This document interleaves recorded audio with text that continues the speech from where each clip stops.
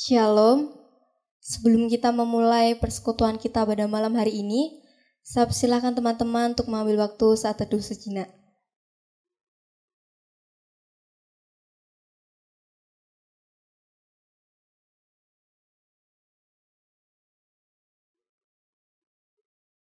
Kita bersyukur untuk kebaikan Tuhan dalam setiap kehidupan kita. Dan kita boleh percaya bahwa meskipun kita tidak berada dalam satu tempat yang sama, kita percaya bahwa Tuhan hadir dimanapun kita berada. Dan kita dengan iman katakan, kemenangan terjadi di sini.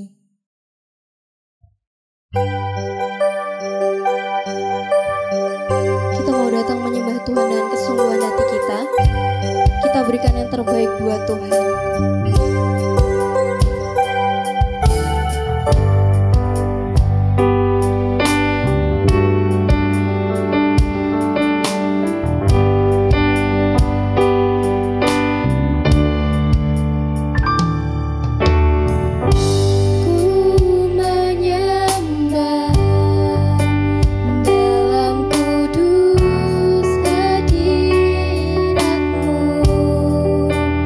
Hampir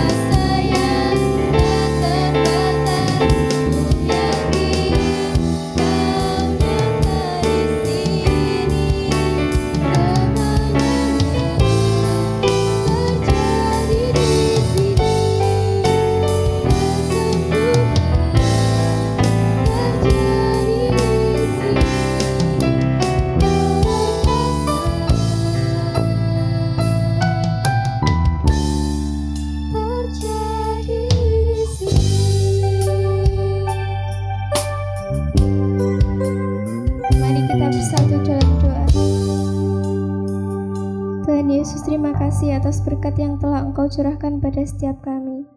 Pada malam hari ini kami akan mulai ibadah persekutuan remaja kami. Engkau lancarkan, Engkau berkati dari awal pertengahan sampai akhirnya. Kami serahkan semuanya ke dalam tangan kuasa-Mu. Dalam nama Tuhan Yesus kami berdoa dan mengucap syukur. Amin. Kita percaya bahwa meskipun berbagai problema, berbagai pergumulan terjadi dalam kehidupan kita, namun ketika kita mau datang pada Tuhan, kita meminta pertolongan Tuhan, Tuhan pasti menjawab sesuai dengan waktu dan kehendak-Nya. Kita akan menaikkan setiap pokok doa syafaat kita pujikan jawaban hidupku.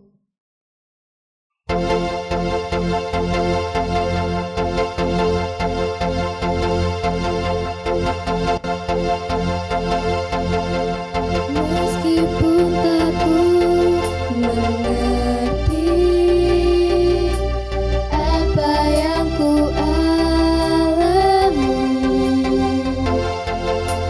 namun ku yakin Tuhan punya rancangan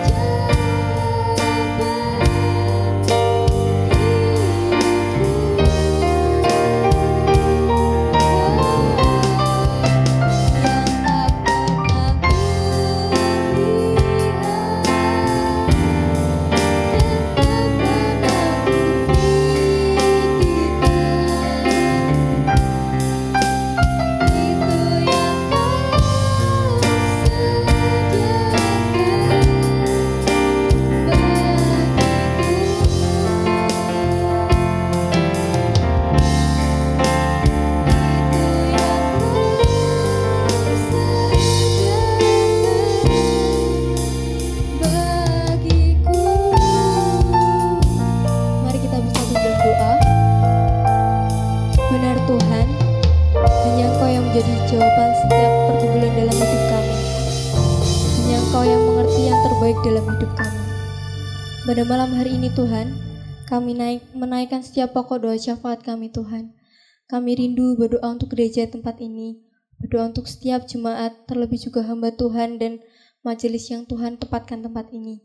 Kiranya Tuhan yang berkati mereka semuanya. Kami juga berdoa Tuhan untuk Komisi Pemuda Remaja, Tuhan yang menolong setiap anak-anak-Mu, Tuhan yang menolong juga setiap pengurus yang ada, supaya mereka boleh menjalankan tugas mereka, pelayanan mereka dengan kesungguhan hati mereka. Kami juga tak lupa Tuhan berdoa untuk teman-teman kami yang mungkin pada saat hari ini mengalami lemah tubuh. Mereka yang sakit, kami percaya Tuhan yang akan menjamah, Tuhan yang menyembuhkan mereka melalui setiap obat-obatan yang mereka konsumsi, makanan yang mereka konsumsi, Tuhan yang boleh memulihkan kondisi tubuh mereka. Kami juga berdoa Tuhan untuk teman-teman kami yang mengalami pergumulan. Tuhan yang menolong mereka semuanya Tuhan. Mungkin kami tidak tahu apa yang menjadi pergumulan mereka, tapi kami percaya Tuhan yang mengetuk pintu hati mereka, Tuhan yang campur tangan atas setiap kehidupan mereka. Kami juga berdoa Tuhan untuk masa depan kami semuanya. Kami yang sedang bersekolah, kami yang kuliah, bahkan kami juga yang bekerja. Tuhan yang menolong setiap kami, menjalankan setiap tugas kami dengan baik, supaya kami boleh menjadi berkat dimanapun kami berada Tuhan. Kami juga tak lupa Tuhan berdoa untuk bangsa dan negara ini yang mengalami problema Tuhan, yang mengalami pandemi COVID-19 ini Tuhan. Kiranya Tuhan yang menolong setiap anak-anak-Mu yang mungkin terkena COVID ini Tuhan, Tuhan yang menyembuhkan mereka, Tuhan yang menolong mereka semua. Berdoa juga untuk tim medis, Tuhan berikan kasih, Tuhan berikan kesabaran di dalam mereka menjalankan setiap tugas mereka. Berdoa juga Tuhan untuk pemerintahan, supaya mereka boleh menjalankan tugas mereka dengan sungguh-sungguh. Berikan hikmat-Mu supaya mereka boleh membawa bangsa ini menjadi lebih baik lagi Tuhan. Terima kasih Tuhan, Engkau yang menolong setiap kami, Engkau yang mengerti yang terbaik. Bahkan kami percaya Engkau yang menjawab setiap doa kami sesuai dengan waktu dan kehendak-Mu. Terima kasih Tuhan, hanya dalam nama Tuhan Yesus kami telah berdoa dan mengucap syukur. Amin. Tiba saatnya kita akan mendengarkan firman Tuhan yang akan disampaikan oleh hamba-Nya. Namun sebelum itu kita akan pujikan Ku Hidup Bagimu.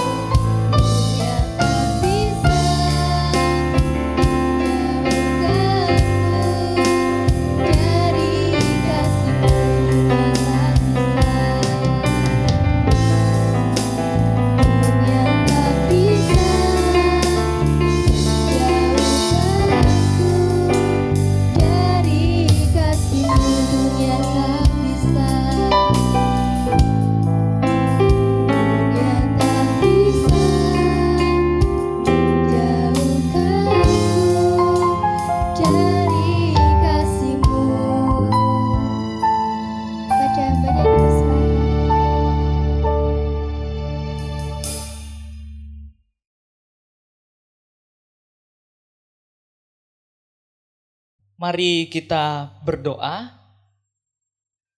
Bapa di sorga, kami mengucap syukur untuk kasih dan kemurahan Tuhan.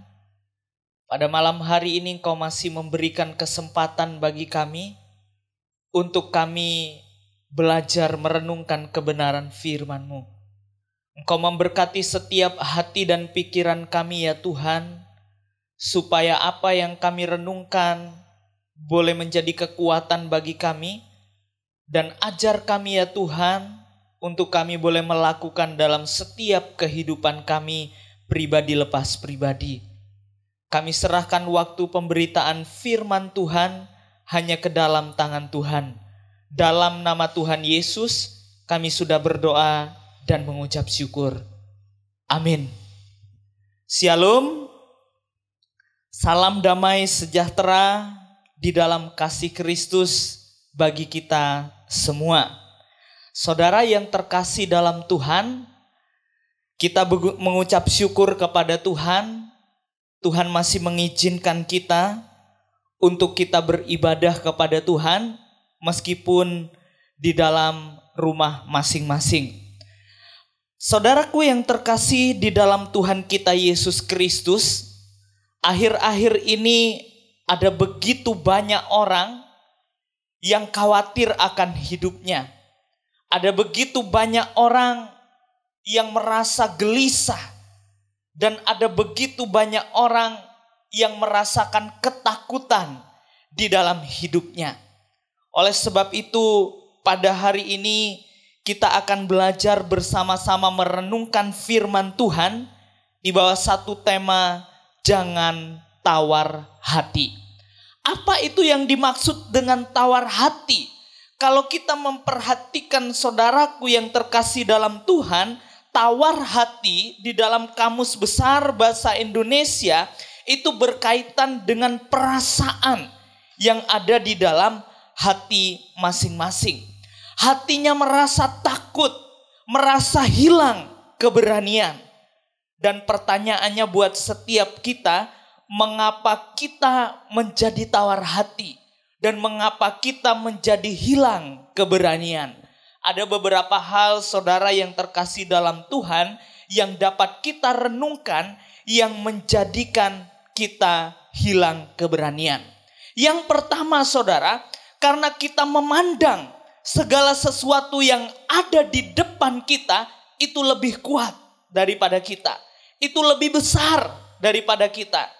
Dan hal inilah yang terkadang membuat kita menjadi tawar hati. Lalu yang kedua, apa yang menjadikan kita hilang keberanian? Apa yang menjadikan kita tawar hati? Yang kedua, karena kita tidak memiliki iman yang kuat. Oleh sebab itu, saudara yang terkasih dalam Tuhan, ketika kita tidak punya iman yang kuat, maka hati kita menjadi gelisah. Maka kita menjadi takut untuk menjalani kehidupan ini. Lalu yang ketiga, apa yang menjadikan kita hilang keberanian? Apa yang menjadikan kita tawar hati? Yang ketiga, karena kita tidak mengenal Allah secara benar. Saya yakin dan percaya kalau kita mengenal Allah dengan benar, maka kita tidak akan takut menghadapi kehidupan ini. Mari saudara yang terkasih dalam Tuhan kita Yesus Kristus, kita membuka Alkitab kita di dalam 1 Samuel pasal yang ke-17 ayat yang ke-12 sampai dengan ayat yang ke-15. Sekali lagi kita akan membuka Alkitab kita di dalam 1 Samuel pasal 17 ayat yang ke-12 sampai dengan ayat yang ke-15. Saya akan membacakan bagi kita semua. Demikian firman Tuhan. Daud adalah anak seorang dari Efrata, dari Bethlehem Yehuda, yang bernama Isai. Isai mempunyai 8 anak laki-laki.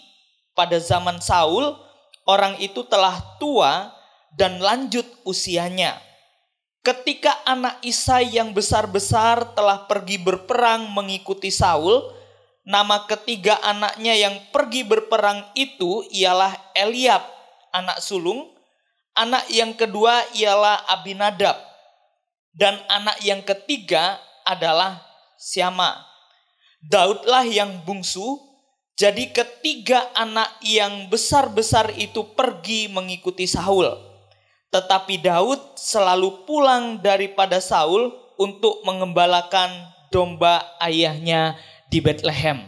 Nah, saudara yang terkasih di dalam Tuhan kita Yesus Kristus, pada hari ini kita akan belajar bagaimana Daud menghadapi Goliat yang besar. Dia tidak tawar hati, dia tidak kehilangan keberanian dibanding dengan saudara-saudara yang lain. Mari saudara kita memperhatikan siapakah Daud. Kalau kita memperhatikan Alkitab, profil dari seorang Daud, Daud adalah seorang penggembala domba. Daud tidak punya skill, tidak punya kemampuan untuk mengatur strategi perang. Dibanding dengan ketiga kakaknya, yaitu Eliab, Syama, Abinadab. Ini adalah orang-orang yang pandai mengatur strategi perang karena dia mengikut Saul. Nah, tetapi kalau kita memperhatikan seorang Daud ini berbanding terbalik. Kelebihan Daud hanyalah seorang penggembala domba. Kalau kita tahu seorang gembala domba, ia harus melindungi kawanan dombanya dari binatang buas. Nah, dari hal ini kita dapat belajar bahwa yang pertama mengapa Daud tidak tawar hati menghadapi persoalan yang begitu berat, menghadapi sesuatu yang besar. Karena yang pertama, Daud adalah seorang pemberani. Nah, kalau kita memperhatikan Eliab, Abinadab, Syama, ketiga orang ini dibanding daripada Daud, kita dapat memperhatikan Daud ini adalah lebih berani daripada mereka. Bahkan Eliab mengakui bahwa seorang Daud itu adalah seorang pemberani. Kalau kita perhatikan di dalam ayat yang ke-28 dituliskan demikian. Ketika Eliab, kakaknya yang tertua, mendengar perkataan Daud kepada orang-orang itu, bangkitlah amarah Eliab kepada Daud sambil berkata, "Mengapa engkau datang? Dan pada siapakah kau tinggalkan kambing domba yang 2-3 ekor itu di padang gurun? Aku kenal sifat pemberanimu dan kejahatan hatimu. Engkau datang kemari dengan maksud melihat pertempuran." Nah, garis bawahi di situ Eliab berkata, "Aku kenal sifat pemberanimu." Ini berarti seorang Daud meskipun hanya penggembala domba, tetapi dia mempunyai sifat pemberani. Nah, inilah kita dapat belajar bagaimana Daud tidak menjadi tawar hati, tidak menjadi hilang keberaniannya ketika menghadapi Goliat yang besar karena dia punya sifat yang pemberani. Lalu yang kedua, ini adalah sifat yang tidak bisa dilepaskan antara keberanian dan sifat yang kedua ini. Apa itu saudara? Mengapa Daud tidak hilang keberanian? Mengapa Daud tidak menjadi tawar hati? Karena yang kedua, Daud mengandalkan Tuhan. Kalau kita memperhatikan, Daud bukan saja seorang yang pemberani, tetapi Daud adalah seorang yang mengandalkan Tuhan. Kalau kita memperhatikan di dalam ayat yang ke-37, saudaraku yang terkasih dalam Tuhan, di situ dituliskan pula kata Daud, "Tuhan yang telah melepaskan aku dari cakar singa dan dari cakar beruang, Dia juga akan melepaskan aku dari tangan orang Filistin itu." Kata Saul kepada Daud, "Pergilah, Tuhan menyertai engkau." Nah, inilah saudara bahwa berani saja itu tidak cukup. Tetapi berani harus disertai dengan mengandalkan Tuhan. Kalau kita memperhatikan Eliab, Abinadab, dan Sama, mereka adalah seorang yang berpengalaman. Mereka adalah seorang yang pandai mengatur strategi peperangan. Tetapi ketika diperhadapkan dengan Goliat, apa yang terjadi? Di dalam ayat yang ke-24 dituliskan, ketika semua orang Israel melihat orang itu, larilah mereka daripadanya dengan sangat ketakutan. Mereka sangat ketakutan. Tetapi Daud mempunyai keberanian dan mengandalkan Tuhan. Mari saudara perhatikan di dalam ayat yang ke-45. Di situ sangat jelas dituliskan, tetapi Daud berkata kepada orang Filistin itu, engkau mendatangi aku dengan pedang dan tombak dan lembing. Tetapi aku, Daud di sini dituliskan di situ sangat jelas, mendatangi engkau dengan nama Tuhan semesta alam, Allah segala barisan Israel yang kau tantang itu. Nah saudara, ini sangat jelas. Daud bukan hanya seorang yang pemberani, tetapi Daud adalah seorang yang mengandalkan Tuhan. Satu hal penting yang perlu kita ingat dan perlu kita renungkan bersama, bahwa pengalaman itu bukan faktor utama untuk menuju kesuksesan. Pengalaman tanpa mengandalkan Tuhan akan menuju kepada kehancuran. Oleh sebab itu pada malam hari ini kita akan belajar bagaimana Daud tidak tawar hati. Bagaimana Daud tidak hilang keberanian ketika diperhadapkan dengan persoalan yang besar. Daud memiliki sikap yang berani. Dan yang kedua, Daud mengandalkan Tuhan. Saudara, ingat ini adalah sesuatu yang tidak dapat dipisahkan antara sifat pemberani dengan mengandalkan Tuhan, itu tidak dapat dipisahkan. Karena kita mempunyai keberanian saja tanpa mengandalkan Tuhan, itu pasti akan menuju kehancuran. Oleh sebab itu, saya akan bertanya bagi setiap kita dan menjadi perenungan kita, pribadi lepas pribadi. Apa yang menjadi Goliat-Goliat kita pada masa ini? Masa depan, perkuliahan, pasangan hidup, usaha dan pekerjaan, mungkin saat ini itu menjadi Goliat-Goliat kita. Saudara, belajarlah seperti Daud. Dia adalah seorang yang berani dan dia seorang yang mengandalkan Tuhan. Percayalah kepada Tuhan. Tetaplah bersandar kepada Dia. Tuhan yang mengerti apa yang terbaik buat hidup kita. Andalkanlah Dia. Dan engkau harus belajar untuk mempunyai sifat pemberani di dalam hidup saudara. Mari kita bersama-sama merenungkan sejenak. Saat kita tidak melihat jalan Tuhan, saat kita tidak mengerti rencana Tuhan, namun tetaplah percaya akan janji Tuhan yang indah dalam hidup kita. Dengan sikap doa mari kita pujikan pujian ini.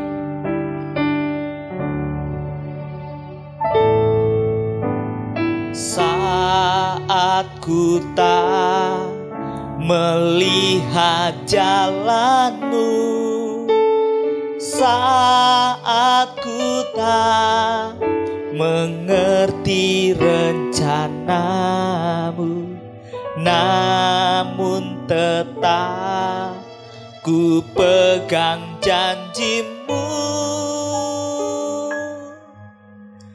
Pengharapanku hanya padamu, hatiku percaya, hatiku percaya,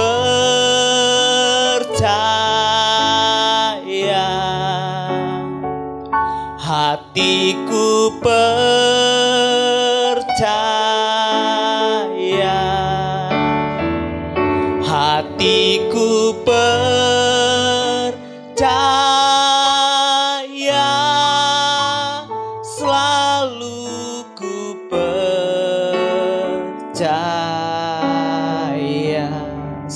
ku tak melihat.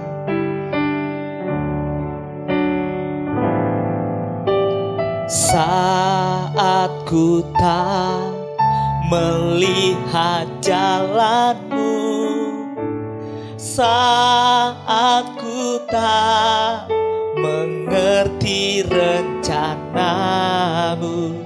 namun tetap ku pegang janjimu. Pengharapanku hanya padamu, hatiku percaya, hatiku percaya,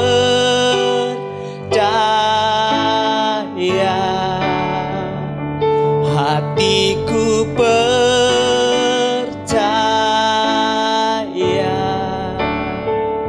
hatiku percaya, selalu ku percaya.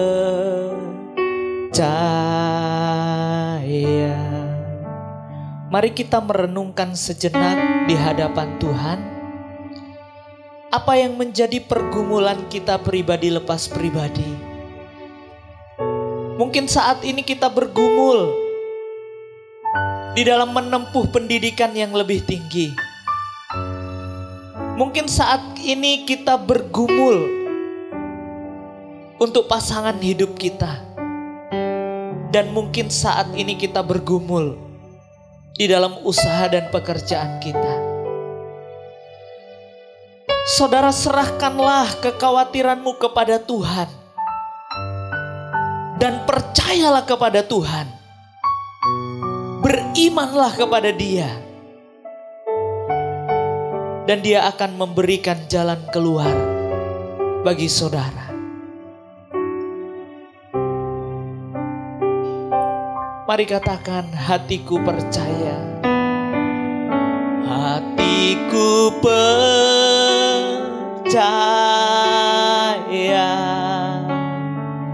Hatiku percaya.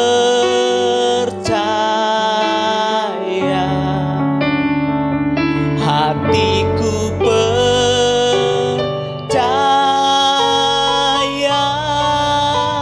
selalu ku percaya, selalu ku percaya.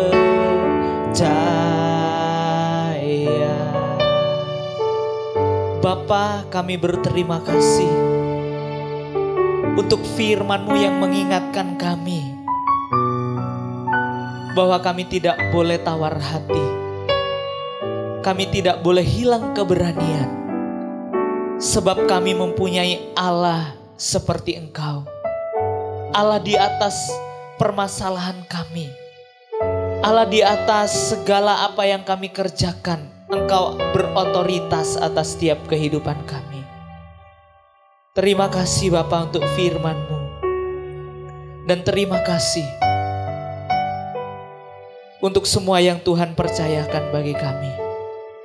Kami akan mengakhiri ibadah kami pada hari ini. Di dalam nama Tuhan Yesus, kami sudah berdoa dan mengucap syukur. Amin. Ibadah kita selesai, saat teduh, Tuhan Yesus memberkati.